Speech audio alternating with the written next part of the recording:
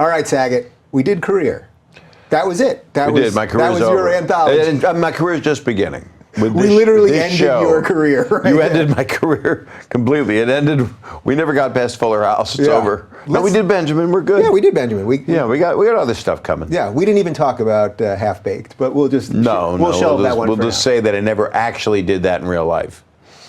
My line. Oh, yeah, never did the real line. Yeah, no. Got it. Okay. All right, let's talk. I just want to talk about politics and just kind of what you think is going on in the world because that's what you do here. That is what I do here. But even though I only know you a little bit from the conversation we had at dinner, I just got a sense that like you're obviously very sensitive. Like that's pretty clear. I'm overly sensitive. You strike me as like a good liberal. Like you want people to be treated well and fair. I never think of myself as a liberal, but I must be. Well, what do you think? I look at myself as a humanist.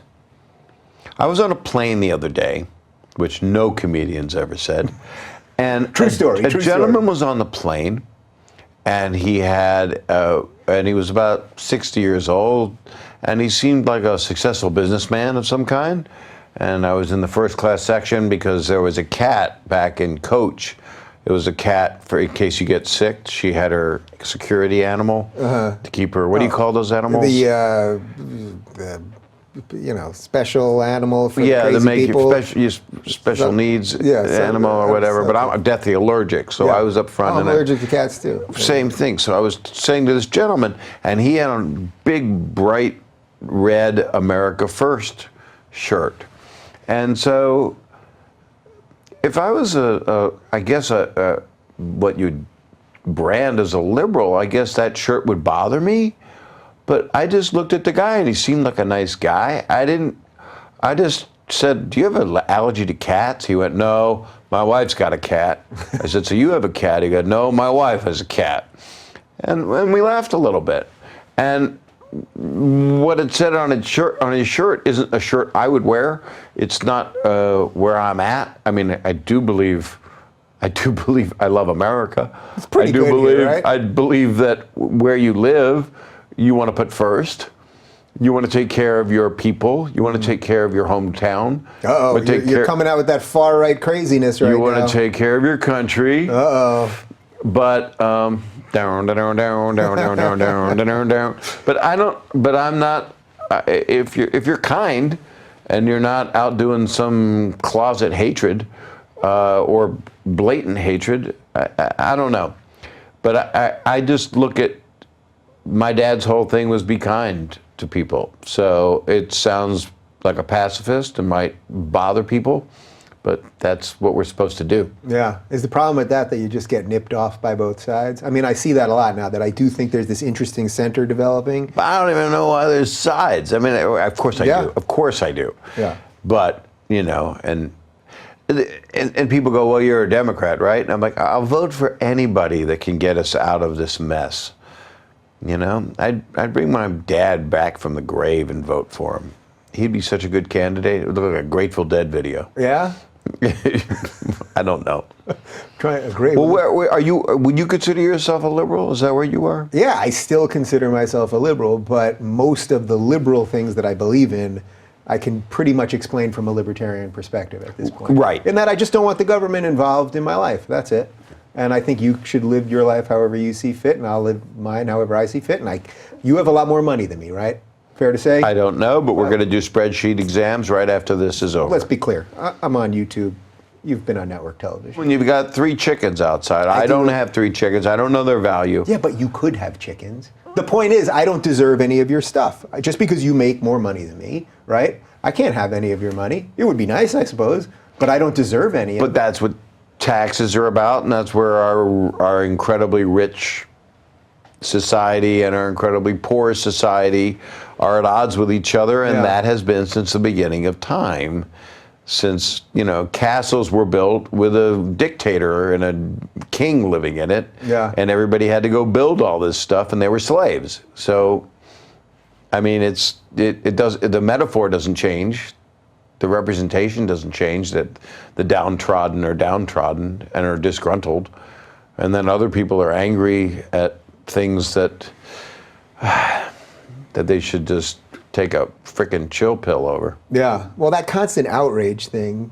Well, there's a lot to be outraged over also, Yeah. because How do there you have been gauge all the problem with wanting to entertain people, with wanting to be a comedian, is it's nearly impossible when there's so many deaths, when there's so many tragic things happening, which there always have been.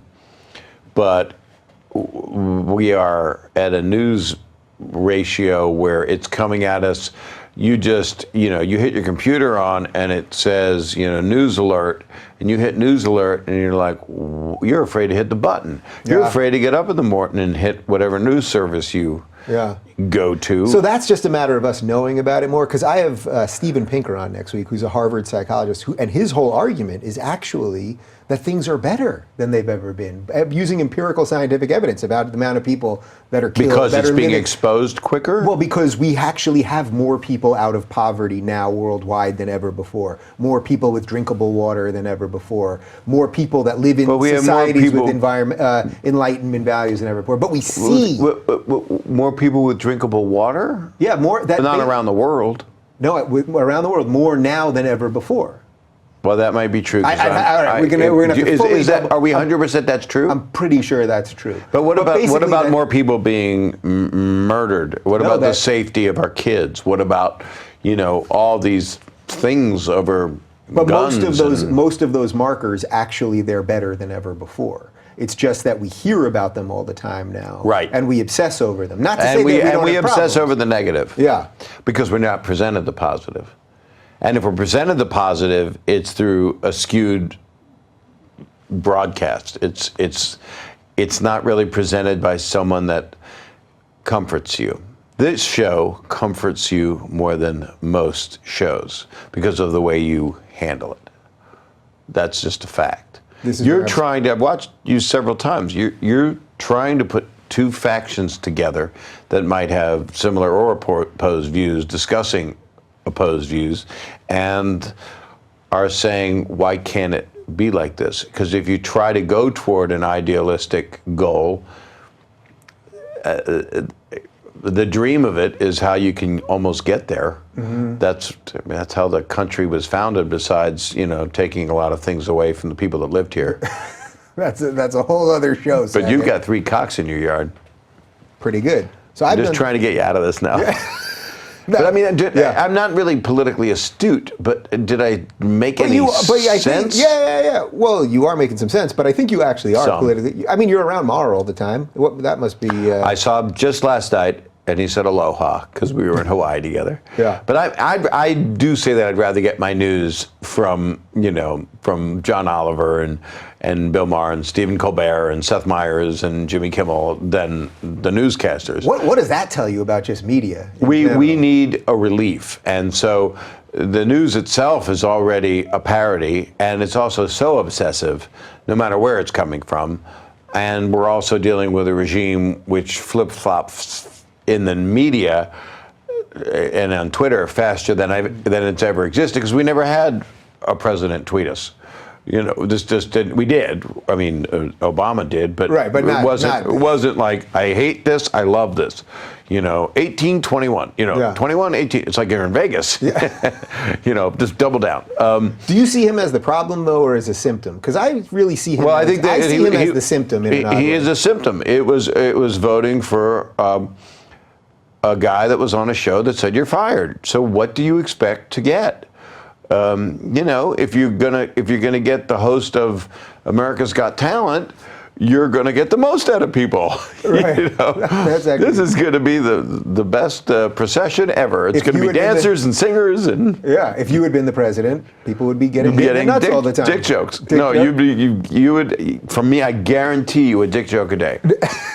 And I would tweet them, and not 3 a.m. I do not tweet well at 3 a.m. No one should. No one should. Except the president, because.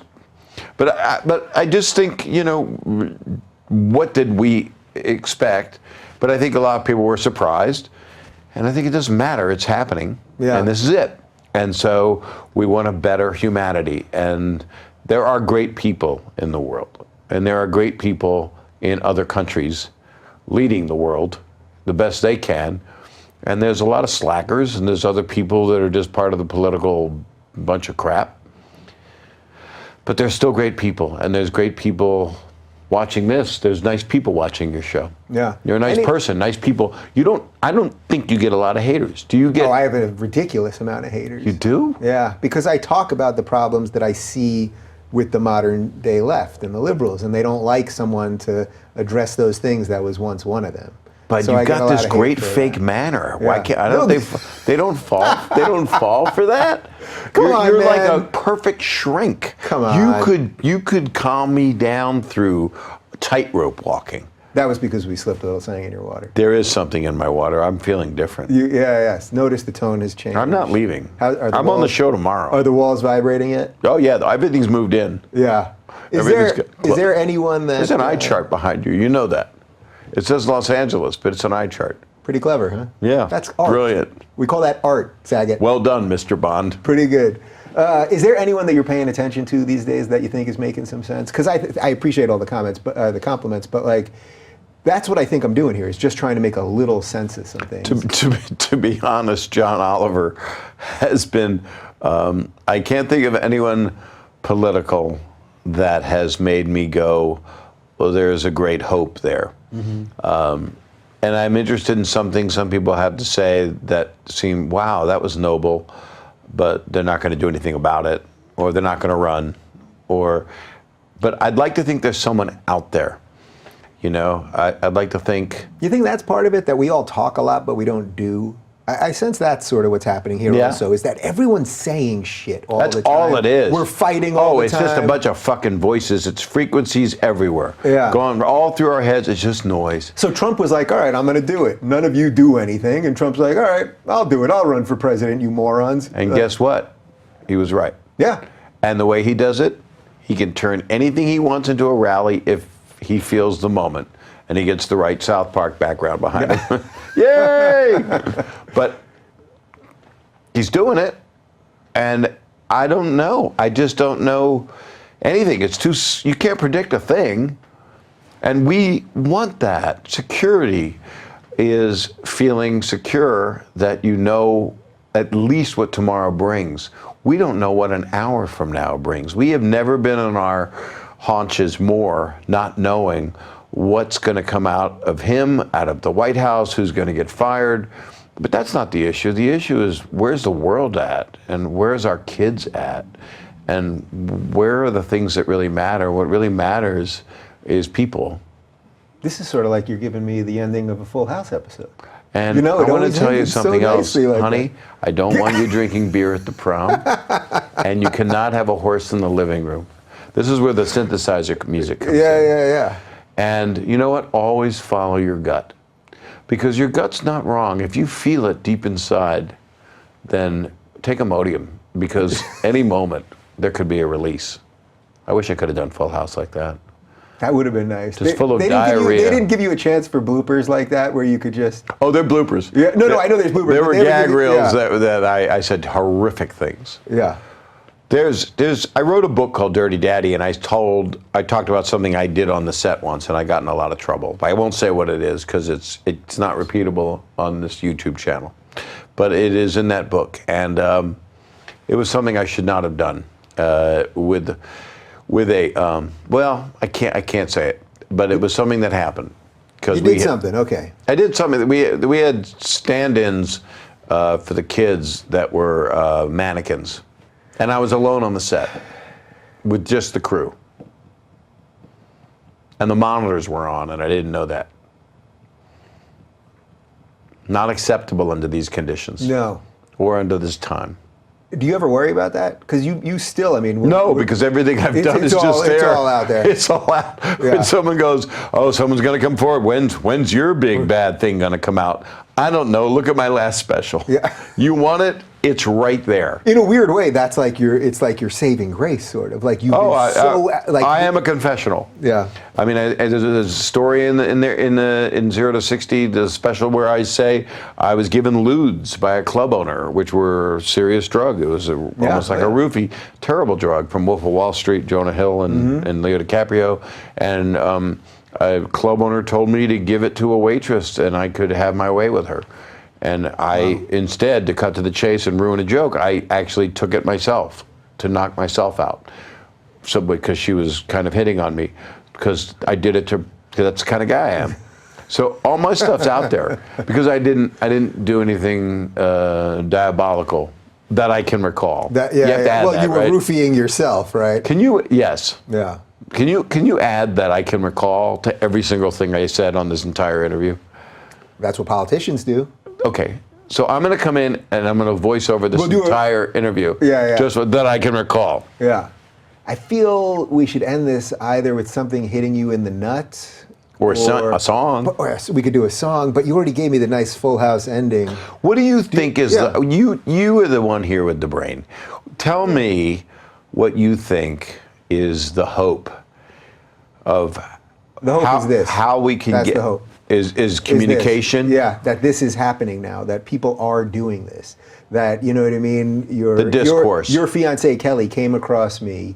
We traded a couple messages on Twitter. I was like, oh, she gets it. Like, she's trying to find some answers. I'm trying to find some answers. And we went out for dinner. We all became friends immediately. Yeah. And that whatever differences that we may have, where, you're probably still a little more left than I am on some things, or it just doesn't even matter. Am I? I think on some things probably you're probably a little more, I don't know. It doesn't even, it's irrelevant. I dress left. I don't know if that counts.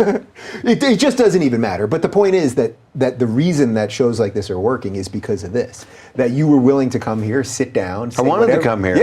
Yeah. You immediately said to me that you wanted to come, but that's the point. It's like people want this now. They are so tired of the other thing, and all we're doing is exactly what Tom Snyder did, and he was just talking to a camera, but or what Carson he had a guest, or what William F. Buckley, or any of these people who said, let's try to find some answers.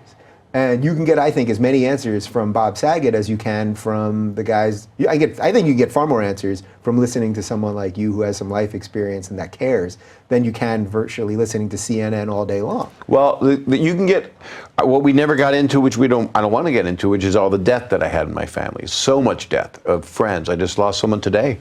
I think it's on bad. We can go there. On bad luck. Well, all I was going to say was, that's what centers everybody, because the things we all go through are birth and death, and they all happen differently. And when they happen at an unfortunate age, like I lost two sisters at 34 and 47, that's what centers you. Yeah. That's bigger than everything, is the loss of life. And when people die, when young people die, there's nothing more. That's all that matters. Yeah. The rest of it is your belief. This is that. It's, yes, you want to solve in a civilization how to keep people alive, but the empathy is what's missing. And just quickly to touch on what we didn't touch on, but we talked about before the show started. Keep going. Okay. I'm with you. The talk shows that exist at night, the chat shows, as they call them in England. When I would do Johnny Carson's show, and before him was Jack Parr, who I got to meet, and before him was Steve Allen, who I got to meet, and these are guys that they all had the Tonight Show, those gentlemen, and then Johnny ended up with it. That was viewed, how they would tell their guests, you're coming to a cocktail party. Mm-hmm. How do I dress? Like a cocktail party. How do I talk? You're at a cocktail party.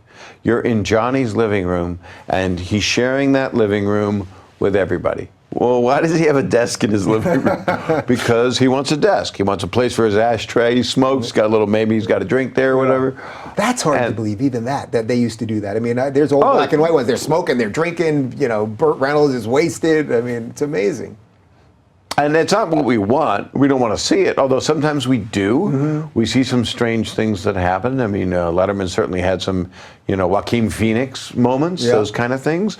We're still going to see more stuff like that. People are going to do whatever trippy stuff they're doing. But the truth of it is, those late night shows are supposed to be entertainment. That's what they're supposed to be. They've become a bit of, let's attack everything today that we've been through, because look what happened today, because it's been getting ratings. And people that necessarily might not do political comedy, like James Corden, he's an entertainment-oriented man. He's a very talented man from Broadway. He does carpool karaoke. But he comes out and does a 7-minute monologue that might have a bunch of stuff in it about the White House. but that's not, he's not born to do that, but that's what's feeding the beast. Yeah. But it's supposed to be a time where you chill at the end of the day, where you're entertained, where you relax. And when you want to get that Tom Snyder, when you want to get that, dare I say the name in a sentence, Charlie Rose, because that's what he did. He did a one-on-one. But when you say a name like that, it can't help but cause someone to recoil. Because Let's say Larry King, for my purposes. Larry King, I've known forever, and I adore. Yeah, he's a great guy. Larry King, I'm supposed to have dinner with him. Kelly and I are supposed to go with him and Shauna out for dinner. We can go to that place if you invite Sean. me. That place that we went. That place that we don't talk about. Yeah, but he does like that place. He is quite a character. I went on Larry King's show, he read my book, and every time he sees me, he goes, I loved your book, Saget. And I don't think it's because he forgot that he keeps telling me. But I've just known him a long time. Yeah. And he was very, very good at it, you know, and we have some really good people doing the news. There's some real good people out there. I mean, Lawrence O'Donnell's a friend of mine. I like him a lot. That name right there might flag people. Yeah, it will. It's MSNBC. Yeah. And too many consonants. We hate it. But I don't know. I just see we need to be entertained. It's really complicated to do it at this time in a way without bringing up human issues, moral issues.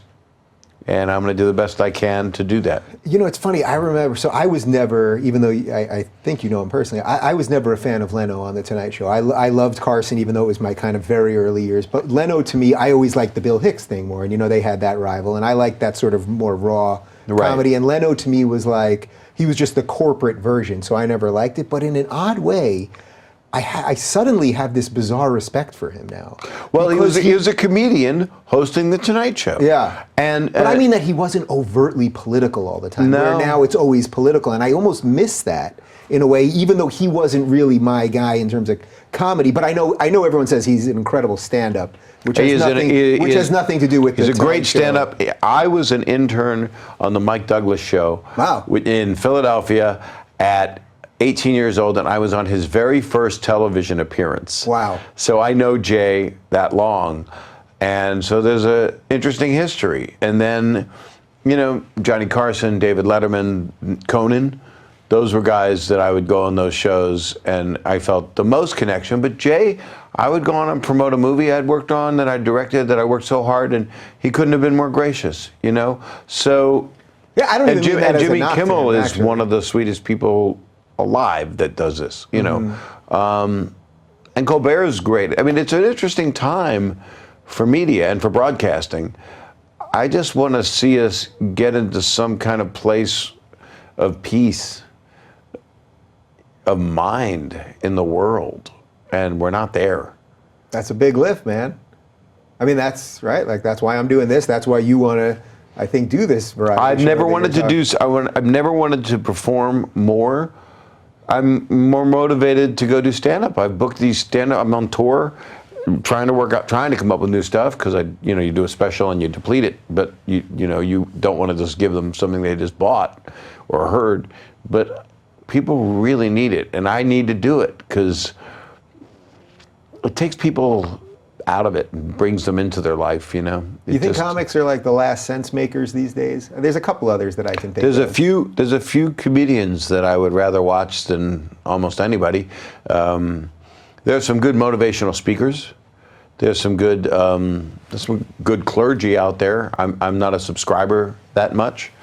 I'm a comedian, so I kind of listen to the people that have a lot to say, and some of them really do have a lot to say. So I respect people with a point of view that aren't malicious. That would be you. Did we do it all here? I think pretty much, unless you got to walk, you want to make some vegetables. I do have a great walk in there. I knew you had a walk. Give me one disaster story. One like just nightmare. I was telling you before about my thing when I was on at the RNC convention and I was sweating like crazy, and Larry King said, "You're sweating more like Albert Brooks in Broadcast News." I was on stage. Take us out with a disaster, Saget. A disaster of stand-up? Of anything. Give me some life. Well, I guess give me a professional, not a life disaster. I gave you a life disaster. All right, how about one life disaster? Name dropping life disaster. Yeah. I'm on an airplane on American on a 747. I'm on the video show, which is #1 at the time, so you can then list famous people on the plane in the newspaper by who's the most famous and how they're listed in the newspaper. But I was on a plane with David Bowie and Iman and Greg Kinnear and Richard Lewis. Where was this? And this was an American flight out of JFK to LA. That's hilarious. And also Mark McEwen, who was on the CBS Morning News and a friend of mine. And so the plane starts taking off. This would never exist today. As we're taking off in the air, we hear an explosion, and one of the engines apparently blows out. Jesus. The plane goes rickety. We then land at JFK. This is a very long time ago.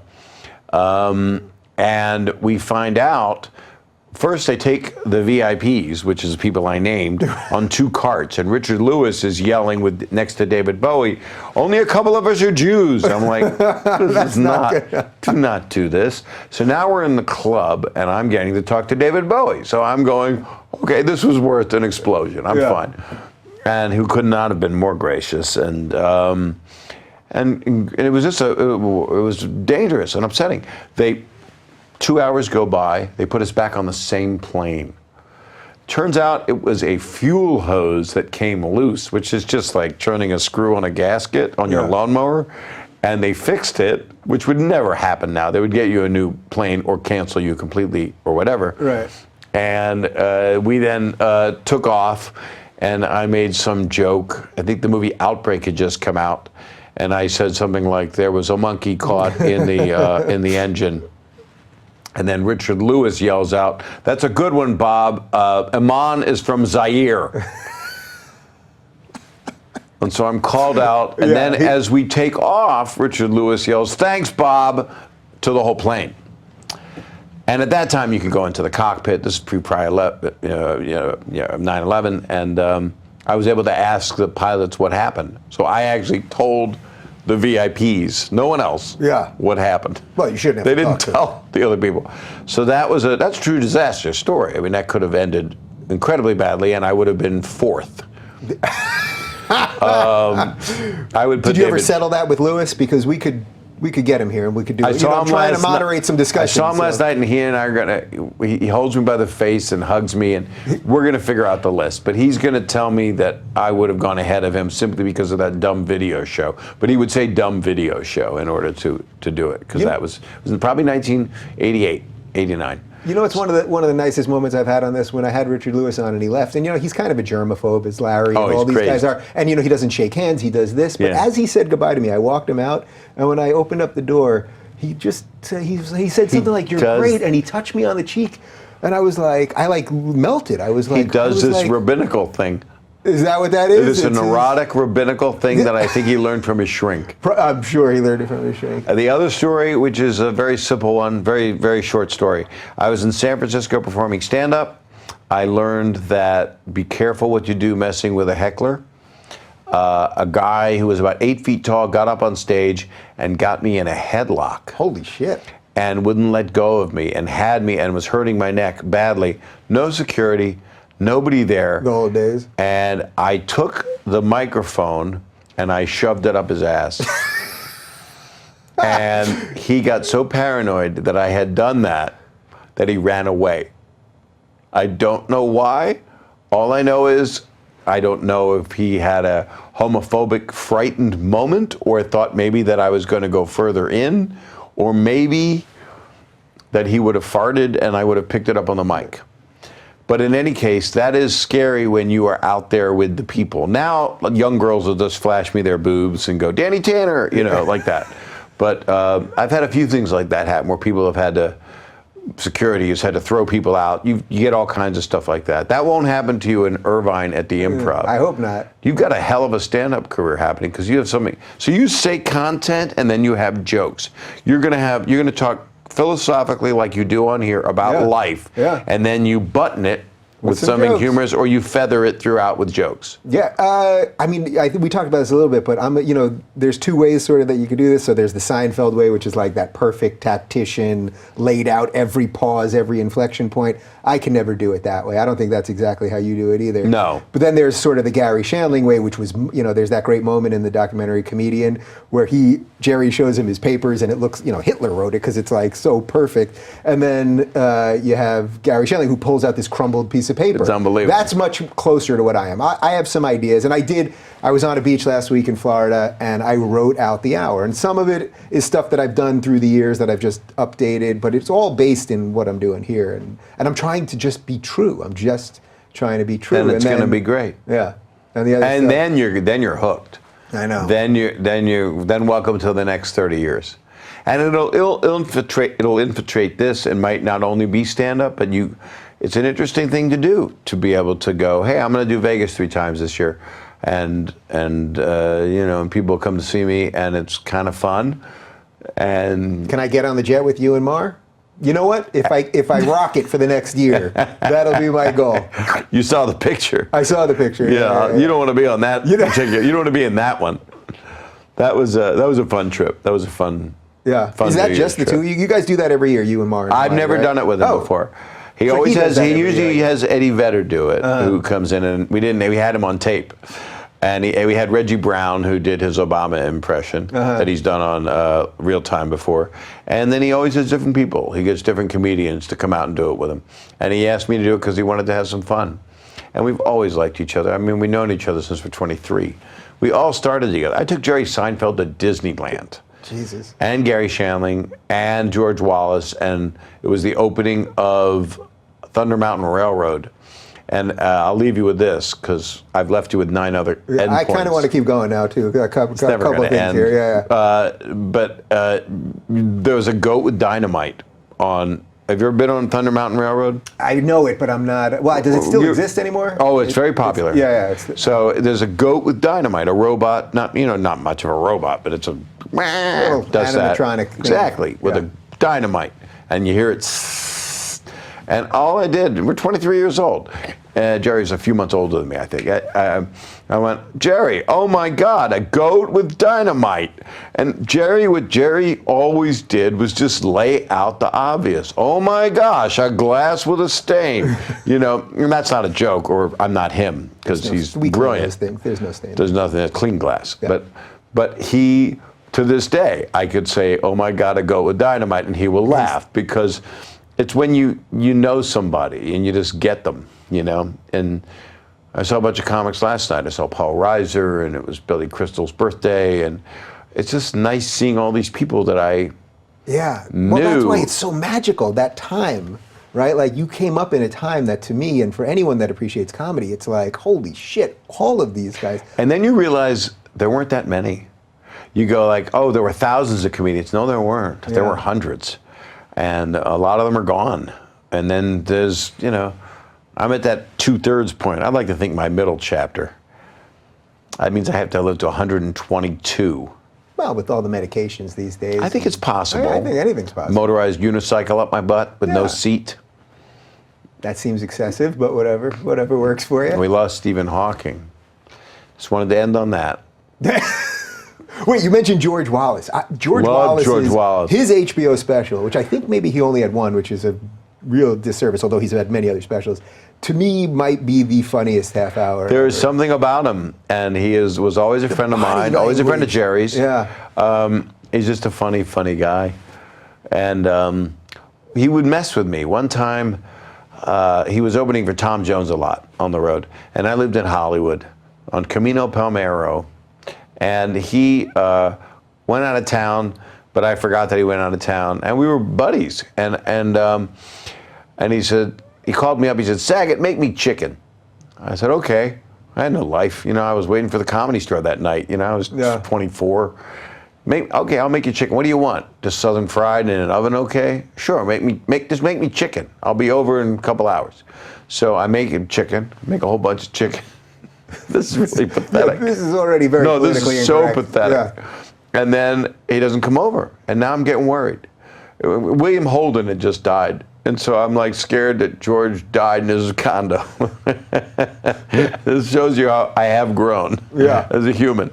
I called his landlord, and I got a hold of the building, and he said, George is in Tahoe. He's opening for Tom Jones. So I called the hotel, and I said, George, what did you do? He said, you fucking idiot. I told you I was opening for Tom Jones.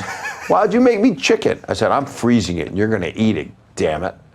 So that's the end of that story. Did George Wallace ever eat your chicken? No. I ate it. It was pretty good. On that note, Saget. I haven't made chicken since, until I came to your house and I saw your chicken. I saw the way you were eyeballing the one on the left. You can have an egg. You can't have the chicken. Okay. Can I have an egg? Yeah, you can leave this house with an egg. I'm going to give you a farm fresh egg. You know how happy that do I cook it? You know how happy that'll make my sister, Bob Saget, Danny Tanner's walking out of my house with a farm fresh egg. But can I eat it? Yeah. This is the best. You know what? I will cook it. You know what? David's the chef around here. Do you want literally the best sunny side up egg you've ever had? All right. We are ending this show. This really has been a pleasure. Like, it's so nice when you meet somebody who you know. Same. Who you know but you don't know, and then you realize that you know them. Something like that. That's the point, I think, of what we're supposed to do as people. We get to do this, and we would do this at dinner. This is almost like this, except we would move more. We did. I didn't move very much. I was like, Captain Pike a little bit. Yeah. All right. I suspect we'll do this over dinner again, and we'll do it here again. And thanks. Wow, I think you got enough to air this for 3 years. This is the longest show. This is actually my retirement show now. How long was this? About 6 hours. That's fantastic. No, really, this was beyond. We went into mountain time. For more on that man, Bob Saget, check out his special 0 to 60 on Amazon, and we've got the link right down below.